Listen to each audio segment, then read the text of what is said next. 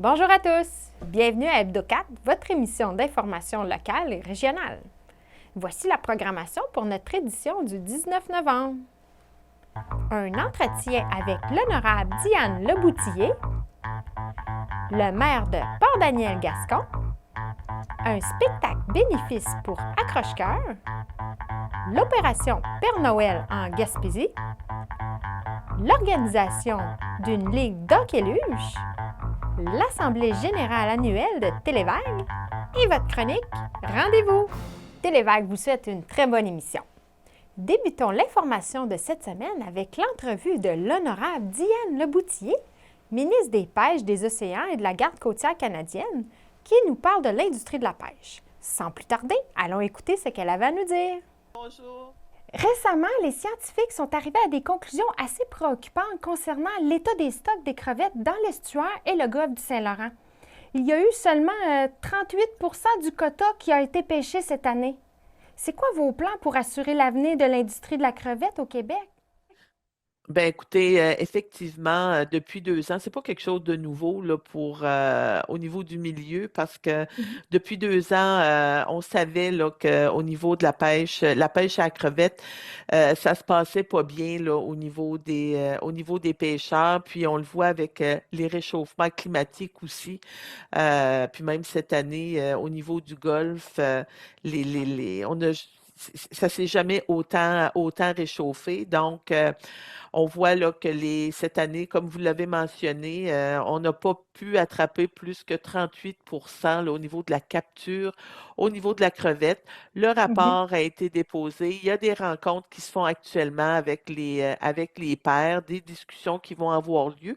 Puis comme je l'ai mentionné, au plus tard, d'ici fin janvier 2024, on OK. annoncera là, ce qui va se passer pour les prochains mois, la prochaine saison.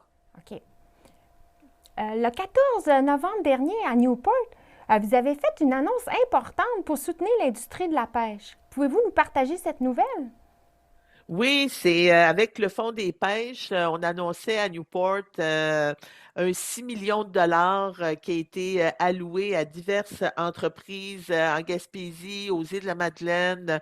On parle de la Côte-Nord, même au niveau des communautés autochtones.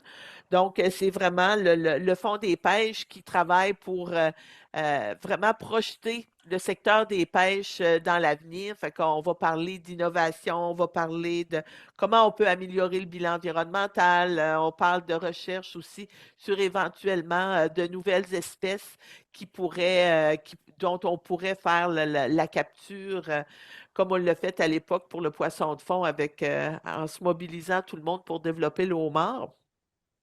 Donc, c'est des investissements qui sont importants pour la région, puis qui vont nous permettre aussi de nous positionner dans le futur.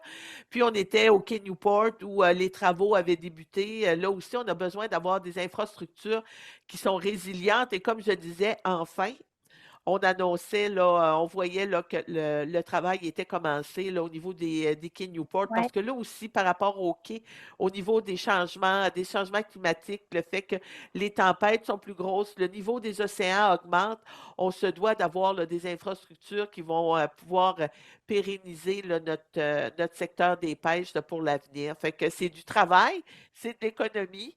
Puis, c'est sécurisant aussi là, de voir notre milieu parce qu'on sait à quel point les pêches sont importants là, en Gaspésie et aux îles de la Madeleine. Et il est clair que vous appuyez l'industrie de la pêche, mais il est important de noter que votre gouvernement s'est engagé d'ici la fin de l'année à réformer l'assurance-emploi de manière à aider aussi les travailleurs saisonniers, dont ceux de l'industrie de la pêche. Est-ce que votre gouvernement va tenir sa promesse?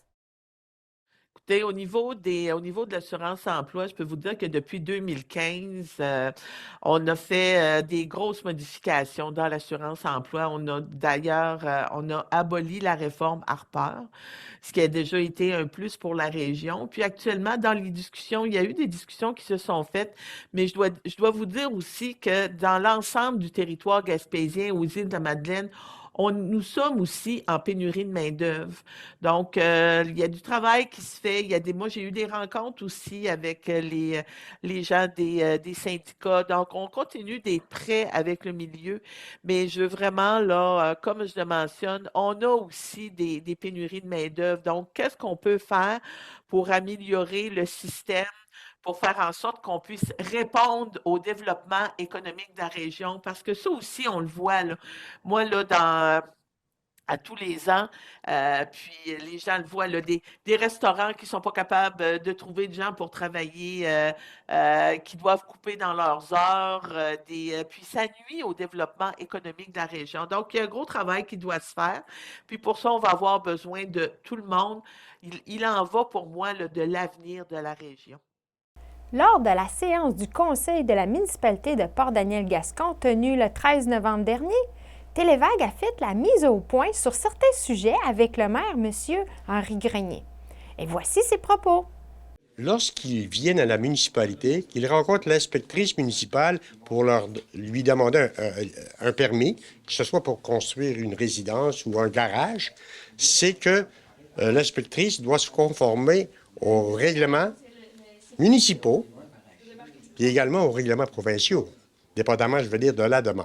C'est sûr et certain, si une personne vient à la municipalité, demande pour la construction d'un garage, un exemple, de 6,4 mètres, mais la loi ou le règlement lui permet d'accorder un permis pour une hauteur maximale de 6 mètres.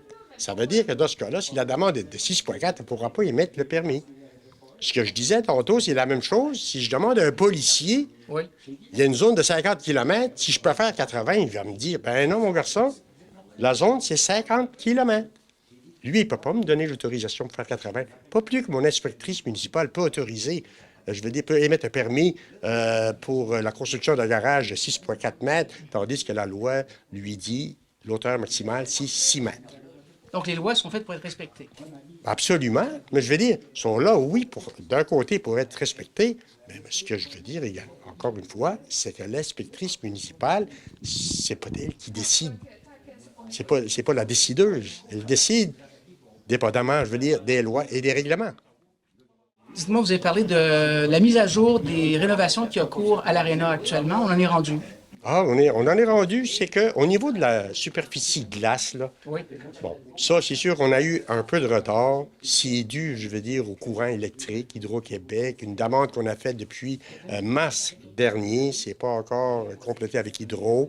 C'est par rapport qu'il manque d'ampérage pour ventilation, chauffage, qui est nouveau dans notre aréna, puis la partie glace, compresseur, etc. Ça fait qu'il manque de l'ampérage. Ça doit être réglé sous peu. On s'attend à ce que la partie glace soit offerte, si on veut dire, à la population, là, je veux dire, durant la 3e semaine de novembre. On est toujours dans le respect des coûts. Vous en avez parlé. On est toujours dans le respect des coûts. 8 millions de règlement d'emprunt. 8 millions de règlement d'emprunt. Oui. Une aide financière des 2 paliers gouvernementaux à la hauteur de 4 337 000, 400 000 de Ciment Sainte-Maurice, notre cimenterie ici, 200 000 de la Fédération des caisses populaires. 400 000 et 200 000, c'est pour l'achat d'équipements et de mobilier pour notre aréna. Est-ce que vous êtes satisfait de la nouvelle convention collective qui a été signée par les employés de la municipalité? Oui, ce que je dois vous dire, c'est que oui, la municipalité, on est satisfait. C'est quand même une convention qu'on a réglée, je vais dire, dans l'harmonie, si vous voulez, avec les représentants syndicaux puis nos représentants municipaux. Il n'y a pas eu de brouhaha, tout s'est bien réglé. C'est sûr que c'est une augmentation au niveau salarial de 20 mais ça s'explique. C'est 6 la première année, soit l'année courante, 2023, 5 en 2024, puis 3 pour les années futures, si vous voulez. Mais on avait beaucoup de rattrapage salarial à faire. C'est par rapport qu'il y avait des salaires qui s'approchaient du salaire minimum. Puis pourquoi vous avez mandaté une firme d'architectes pour modifier les plans de la CPE? Ah, OK. C'est par rapport qu'on a une demande du CPE qui va déposer une demande pour l'ajout de 13 places supplémentaires. 13 places supplémentaires. On avait déjà un CPE qui... On opère autour de 50 enfants. Il y a 50 jeunes qui... Puis là, c'est 13 places supplémentaires. Et ce que je dois vous dire, c'est que la demande est terriblement forte. Il y a une liste d'attente de 70 noms déjà, des jeunes. Ça veut dire que c'est un excellent service, je veux dire, pour nos enfants, pour les jeunes de la municipalité. C'est pour des 0,5 ans.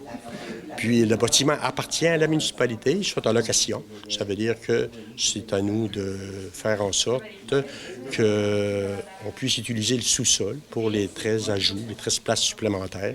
Ça prend certaines modifications, je veux dire. Puis c'est pour ça qu'on demande à un ingénieur de venir pour il nous présente des plans, puis qu'on puisse aller en appel d'offres. Ça serait quoi votre plus gros défi pour l'année 2024? Mon plus gros défi pour 2024, c'est la réalisation du réseau d'aqueducs et d'égouts dans le secteur de Gascon. Vous aviez envie de voir un spectacle et de faire une bonne action dans la même occasion? L'organisme Accroche-Cœur, Centre de pédiatrie sociale en communauté Gaspésie-Sud, nous offre un spectacle bénéfice avec une panoplie d'artistes intéressants. Nous avons rencontré Béatrice Barabé et Nancy Kearney qui nous parleront de la cause qu'elles soutiennent. Comment ça a commencé, votre organisme? Dans le fond, moi, je suis travailleuse sociale ici, à Accroche-Cœur. Accroche-Cœur a commencé dès 2018 par l'idée de Dr. Élise Martin, qui est pédiatre dans la baie des Chaleurs, puis qui avait été inspirée par Dr. Gilles Julien dans une formation qui lui parlait des modèles du Centre de pédiatrie sociale qui venait répondre dans une offre diversifiée aux besoins d'enfants en situation de vulnérabilité. Donc, c'est ça que Dr. Martin a l'idée d'en partir une pour la Gaspésie-Sud, puisqu'ici, il n'y en avait pas à ce moment-là. Et puis, c'est en 2021 que les premières intervenantes ont été embauchées pour commencer le travail terrain. Quel type de service médical vous offrez pour les enfants? Dans le fond, ici, on offre des services selon une approche globale, donc qui inclut, oui, le médical, mais également le psychosocial. Donc, au niveau des services médicaux, ça va être plus au niveau du suivi de développement global des enfants par des médecins de famille ou des pédiatres selon le secteur où on se trouve. Et puis, nous, les intervenantes qu'on appelle les responsables du suivi clinique, on vient appuyer le professionnel médical dans ses interventions, en s'assurant plus du suivi psychosocial, faire le lien avec les familles, et développer une relation de confiance. Il y a combien de médecins dans votre équipe? Actuellement, il y en a 3. Il y a Dr. Élise Martin, justement, qui est notre directrice clinique ici et qui est aussi la présidente de notre CA, donc c'est elle qui chapeaute nos activités. Dans Rocher-Percé, on travaille avec 2 médecins de famille et dans la baie des Chaleurs, il y a 2 médecins de famille aussi qui vont joindre prochainement à l'équipe, donc bientôt, on sera 5. C'est quoi le territoire que vous desservez? On couvre de Barachois à Matapédia, donc les MRC Avignon, Bonaventure et Rocher-Percé. Et on définit on répartit les services selon les territoires comme ça. Je suis adjointe administrative, donc dans le fond, je suis un peu le bras droit de notre directrice au niveau de tout ce qui est administratif. Puis, je suis aussi responsable de l'accueil. Donc, responsable de l'accueil, qu'est-ce que ça fait? C'est que quand les gens se présentent ici, pour leur rendez-vous avec les intervenants. Bon, moi, j'entre en fonction, donc je les accueille, je les installe dans le salon ici, on joue un peu avec les enfants, on brise la glace avec les parents, donc c'est un peu pour les mettre à l'aise pour qu'ils puissent ensuite se rendre à leur rendez-vous. Combien de familles ou d'enfants vous aidez par année environ? C'est une bonne question. Je dirais que ça dépend aussi par territoire. Je dirais qu'on peut rouler entre le 50 à 70 par MRC. Mais quand je dis 50 à 70, des fois, ça peut être de l'aide qui est apportée seulement par un coup de fil pour référer des familles qui auraient des questions au bon endroit vers l'organisme qui pourrait le mieux répondre à leurs besoins. Comme ça peut être aussi un suivi le plus longitudinal qui prend part. Donc, c'est très flexible. Pouvez-vous parler un peu de votre unité mobile? Oui, dans le fond, le Mobile Cœur, il est situé davantage dans la baie des Chaleurs. C'est un minibus qui a été converti en clinique mobile, qui a été rénové à l'intérieur pour ça. Donc, il ne peut pas accueillir de passagers, mais il sert, dans le fond, aux journées cliniques qui ont lieu dans la baie des Chaleurs. Il peut se promener un peu partout sur le territoire. Ouais. Okay. Prochainement, vous avez un spectacle organisé. Oui, un super spectacle qui va avoir lieu à 2 endroits dans la baie des Chaleurs. Donc, c'est un spectacle avec comme président d'honneur Jonas Tomalti. qui vient spécialement pour Accroche-Cœur, donc c'est merveilleux. On a aussi, en première partie du spectacle, le groupe Hall, qui est un groupe de la Baie des Chaleurs. On va avoir aussi des artistes, des talents plus locaux qu'on connaît bien, donc Alex et Caro, Marie-Lou, Mirani Castillo, qui est auteur, compositeur, interprète. On va aussi avoir des chanteurs de Petite-Vallée qui vont être présents et Secondaire en spectacle qui va être avec nous aussi. Donc, dans la Baie des Chaleurs, on a 2 endroits, comme je disais. On a, dans le fond, le 30 novembre, c'est à la salle de spectacle des Jardins de New Richmond. Et le 1er novembre, c'est à l'école Antoine Bernard de Carleton-sur-Mer. Donc, si on veut se procurer des billets, c'est très facile. On se rend sur la page Facebook d'Accroche-Cœur. Donc, vous allez voir, le spectacle est affiché, il y a un lien. Ça nous amène à la plateforme Zephy. Et à partir de ce moment-là, on peut acheter les billets en ligne. Les billets sont au coût de 30 $ par personne en admission générale. Puis ça, c'est un spectacle bénéfice? Oui, c'est un spectacle bénéfice et qui va être animé également par la belle Stéphanie Gauthier. Okay. Oui. Et puis, le but de ce spectacle-là, dans le fond, les profits, bien, c'est pour permettre à Accroche-Cœur de pouvoir assurer la pérennité de ses services et de poursuivre sa mission qui est vraiment là, d'aider, de soutenir et aider les familles et les enfants qui vivent des situations de grande vulnérabilité en Gaspésie-Sud. Si on veut vous contacter, c'est quoi le meilleur endroit? Toutes les informations se retrouvent sur notre site Internet.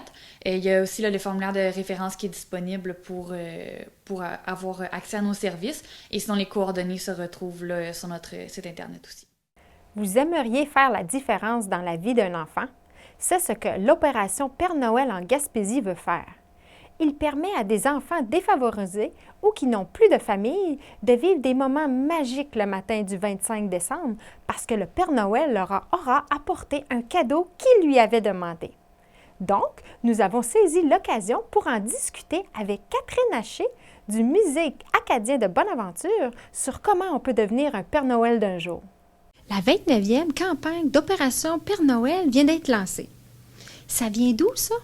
Ben, en fait, Opération Père Noël, c'est pas de quoi qui est bien nouveau. En fait, c'est une organisme de bienveillance qui est en cours depuis 1995. C'est un concept, en fait, qui permet de rejoindre des enfants qui sont dans le besoin durant le temps des fêtes. Alors, c'est souvent des enfants qui vivent des situations difficiles, puis durant Noël, ça fait en sorte qu'il y a des choix qui sont pris, puis que possiblement qu'ils ne pourraient pas avoir de cadeaux. Alors, avec Opération Père Noël, c'est un peu pour régler ce problème-là. Alors, c'est une organisation qui permet aux gens dans la communauté de s'impliquer pour venir en aide aux enfants dans le besoin en devenant leur Père Noël. Okay. Alors, tu prends la responsabilité, en fait, d'acheter le cadeau pour ce jeune-là. Okay. Là, il y a 2 façons de participer à Opération Père Noël. La première, c'est en faisant des dons. Oui, les dons, c'est disponible. On peut faire ça n'importe quand dans l'année. On va juste sur le site Internet opérationpernoël.com. Il y a une section « Faire un don ». Et c'est vraiment recommandé, en fait, je dirais même, il y aurait peut-être une priorité au niveau des dons parce que ça permet justement de répondre à des demandes de dernière minute. Des fois, il y a des situations familiales là, qui peuvent virer sur un 10 cents durant le temps des fêtes. Et puis, à ce moment-là, on n'a plus le temps de faire des jumelages avec des gens dans la communauté. Alors, on va chercher l'enveloppe des dons pour faire l'achat pour les cadeaux pour ces enfants-là. Comment qu'on fait pour devenir un Père Noël, puis à quoi ça consiste? Oui, alors, si les gens ont le goût de devenir un Père Noël, il faut aller sur le site Internet opérationpernoël.com. Il y a une section où on s'inscrit. Alors, ça s'appelle « Devenir Père Noël ». Il y a un formulaire à remplir. On va vous demander des questions par rapport à votre budget, combien d'argent vous êtes prêt à dépenser et au nombre d'enfants que vous voulez prendre. Ben, en fait, les lettres des enfants, plus précisément. Par la suite, ce formulaire-là, ça s'envoie dans les bureaux à Laval et il va y avoir une bénévole qui va rentrer en contact avec la personne par téléphone. Quand on reçoit l'appel, c'est à ce moment-là qu'on va savoir de 1, on peut devenir Père Noël, parce que ça se peut des fois avec les inscriptions qu'il y a juste trop de gens puis ça déborde. Alors, quand on devient Père Noël, il nous indique c'est quoi la demande, c'est quoi la lettre, quel enfant a besoin de quoi. Par la suite, on part, on s'occupe du cadeau. On l'emballe, on l'identifie. Et la dernière étape, c'est de le déposer dans un point de ramassage dans la région. Par la suite, c'est libre au Père Noël Il va faire la distribution vers les familles. Puis vous visez combien de Pères Noël en Gaspésie? Cette année, notre objectif, ce serait de 600 Pères Noël. On observe une augmentation. Il y a eu, dans un communiqué par rapport avec Opération Père Noël, avec Thérèse, qui est la cofondatrice, a annoncé que cette année, ils attendent à recevoir en haut de 28 000 lettres. Puis ça, c'est des lettres de partout au Québec. Alors, c'est une augmentation visée d'à peu près de 15 %. Alors, si on compare avec 2022, on a rejoint 538 Pères Noël. Alors, cette année, on s'est dit 600, ça pourrait être un chiffre qui serait très logique à utiliser. On a jusqu'à quelle date pour s'inscrire, pour être Père Noël? Oui, bien sûr. Ben, moi, je dis aux gens, inscrivez-vous. Attendez pas trop parce que les jumelages se font jusqu'au début du mois de décembre. Après ça, là, il faut couper un peu le pont parce qu'on permet aux gens de faire l'achat du cadeau, l'emballer et le déposer au point de ramassage. Alors, sans plus tarder, j'inviterai les gens, là, si ça leur intéresse, d'aller sur le site internet www.opérationpernoël.com et de passer au formulaire pour s'inscrire pour devenir Père Noël. L'envie de vivre une expérience hors du commun vous appelle?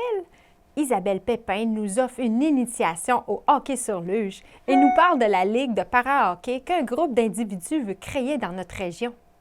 Ça vient d'où l'idée du hockey luge? Bien, en fait, ça vient de Nicolas Cormier-Henry, que lui avait vu ça à télé, puis il était super intéressé, puis il se disait c'est probablement impossible qu'on ait ça en Gaspésie.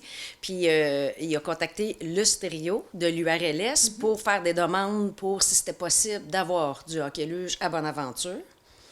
Puis, fait que c'est lui qui a eu l'intérêt, là. Il voulait vraiment jouer. Puis, il y a eu 2 initiations à Gaspé l'an passé.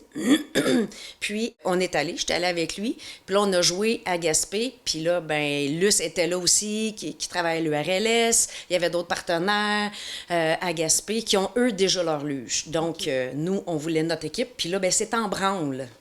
Qu'est-ce que vous avez aimé de votre expérience de hockey luge? Ouais, premièrement, c'est vraiment amical.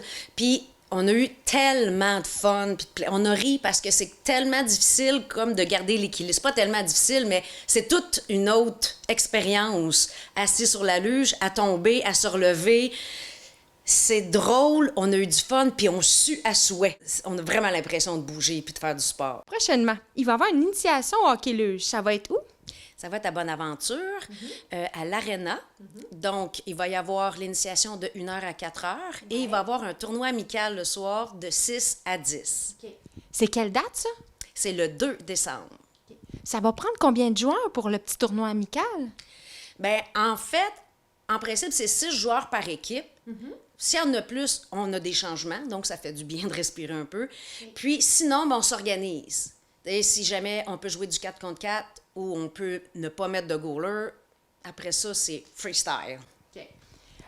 S'il y en a qui sont intéressés à s'inscrire dans la petite ligue que vous allez créer, le lendemain, il y a du perfectionnement, je crois, le 3 décembre. Oui, le 3 décembre, il y a du perfectionnement, puis ça va être avec les gens de para-hockey qui descendent de la ville. Il va y avoir 4 personnes qui vont venir donner des trucs, puis venir avec nous sur la glace. Donc, ça va être super intéressant.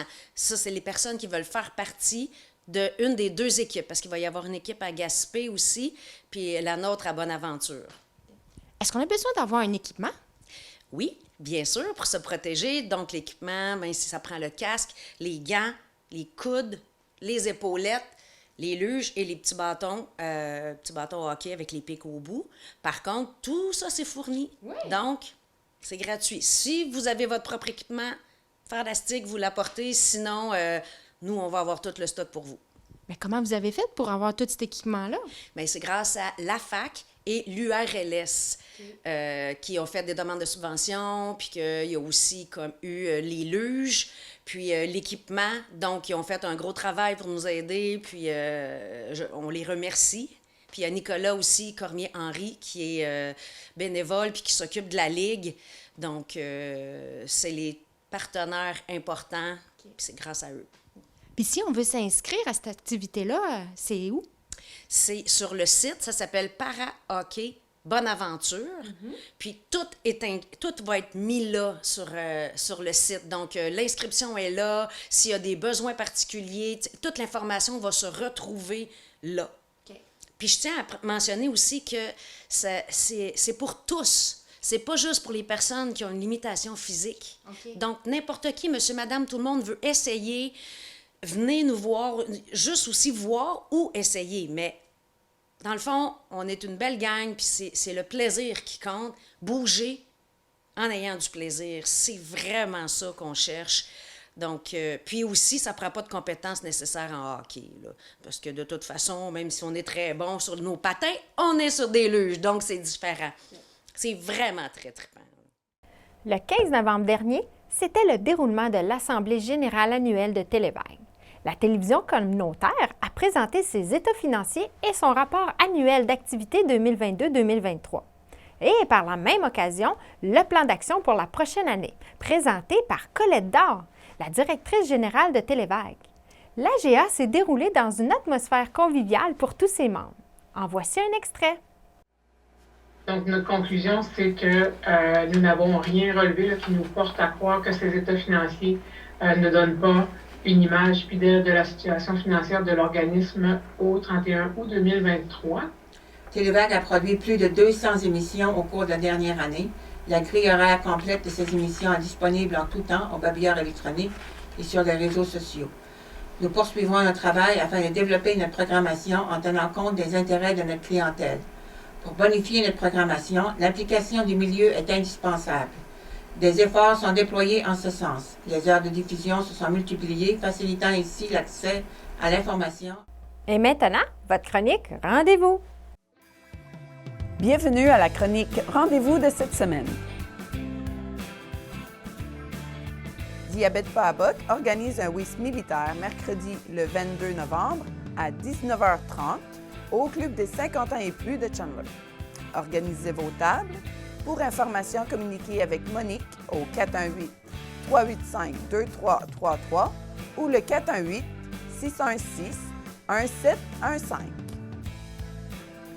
Demande à la population pour apporter des denrées périssables ou non pour le comptoir alimentaire du Centre d'action bénévole Gascon-Percé pour venir en aide aux personnes en situation de vulnérabilité de notre MRC Rocher-Percé.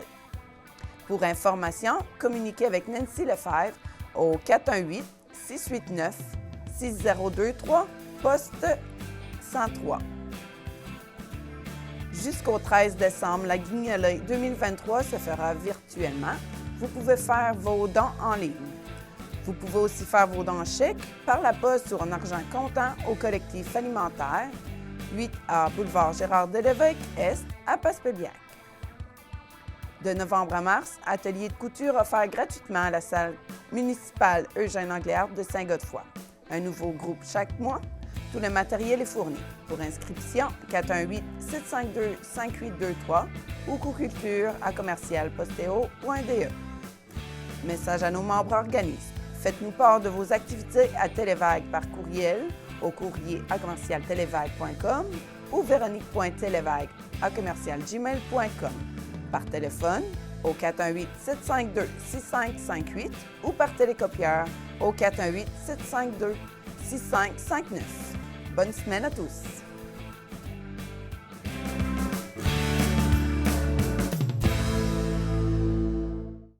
Ceci termine votre émission d'Hebdo4 du 19 novembre.